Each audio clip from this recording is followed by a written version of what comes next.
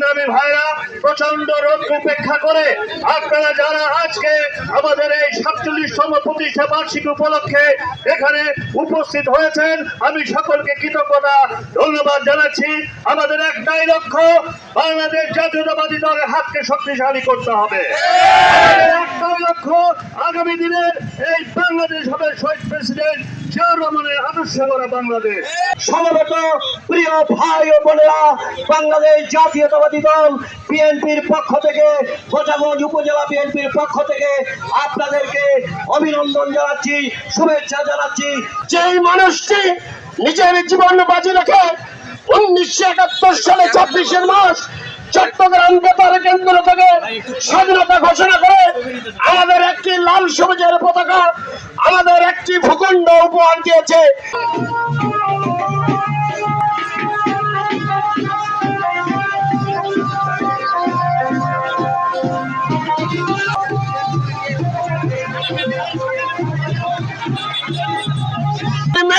শহীদ president Ziaur রহমানকে নির্মমভাবে হত্যা করা হয়।